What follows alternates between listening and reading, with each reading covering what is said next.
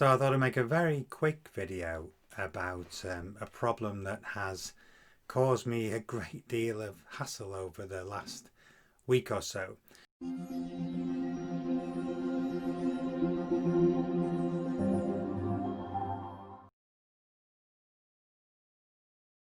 I bought a plane for X-Plane. It's the Aerobasque Lancair Legacy.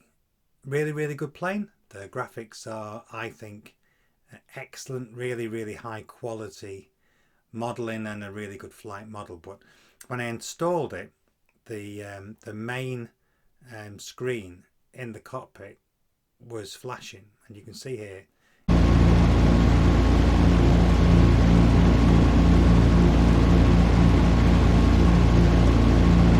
it's quite annoying.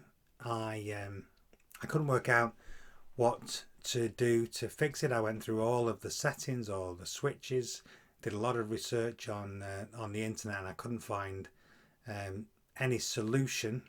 The only mention I could find of flashing graphics within X-Plane was around the graphics card. So I upgraded and installed the new NVIDIA graphics driver, but that made no difference. I tried reinstalling the plane a couple of times. Again, no difference, and it was really frustrating because, as I say, it's a really nice plane, but this flashing made it unflyable. So further research and looking at the write-ups from the plane suggested that it flies in the stable version of X-Plane, and I had the beta version installed, and so I decided to reinstall the whole of X-Plane 11, which is as you know, quite a project.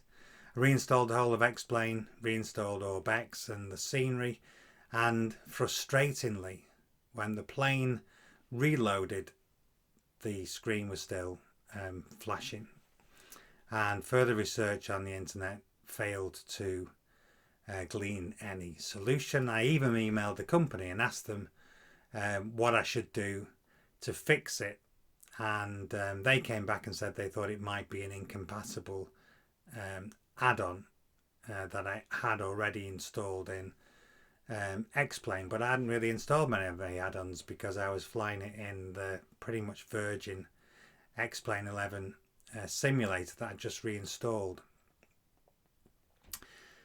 So further research, I watched some videos and I saw that at the beginning of the promotional video, when they start the aircraft, it actually flashes, and then the light came on.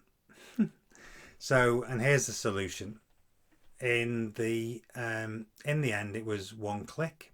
So I've got a honeycomb yoke, the new honeycomb yoke, and it's got the start and magneto switch on the right hand side.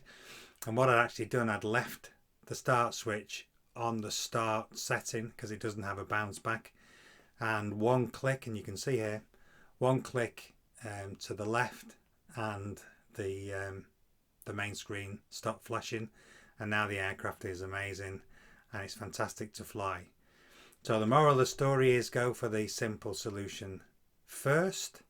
In this case, it was probably 2 days of work and frustration for one click of a switch. So hopefully, if you've got the same frustration, you encounter the same problem with the Lancair Legacy, this video hopefully might help, and I hope it does. If you've got any comments, leave me some comments. If you want to subscribe, that's great too. And that's all I've got for you in this short video, and I'll catch you next time.